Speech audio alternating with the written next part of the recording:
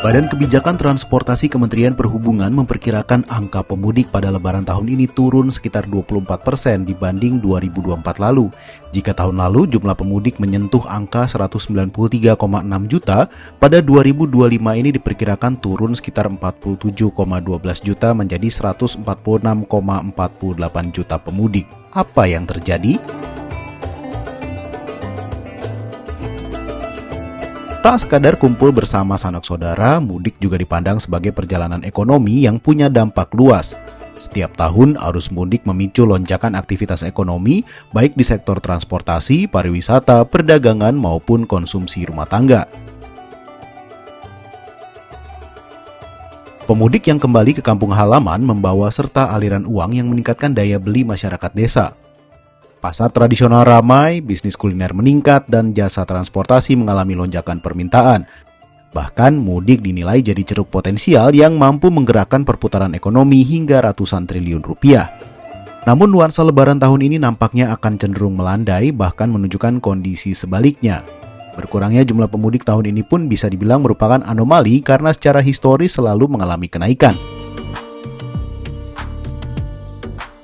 Salah satu penyebab turunnya jumlah pemudik tahun ini tak lepas dari perubahan perilaku ekonomi masyarakat akibat lemahnya daya beli dalam beberapa bulan terakhir. Susutnya daya beli masyarakat tercermin dari deflasi yang terjadi sejak awal tahun ini. Meskipun pemerintah menganggap deflasi sebagai tanda keberhasilan pengendalian harga, para ekonom justru menilai kondisi ini lebih mencerminkan lemahnya konsumsi masyarakat. Tekanan ekonomi ini bisa jadi membuat sebagian warga terpaksa tidak mudik ke kampung halaman, tak terkecuali kelompok kelas menengah. Dengan kondisi ekonomi saat ini, masyarakat cenderung menghemat pengeluaran.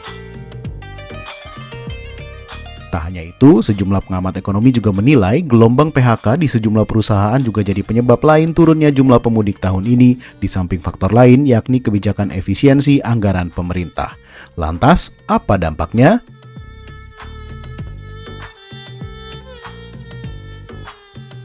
Hal ini tentunya bakal berdampak signifikan terhadap perputaran uang saat Lebaran tahun ini. Aliran uang yang biasanya mengalir ke pembelian tiket, konsumsi di jalan, belanja kebutuhan Lebaran, dan THR diprediksi menyusut cukup signifikan.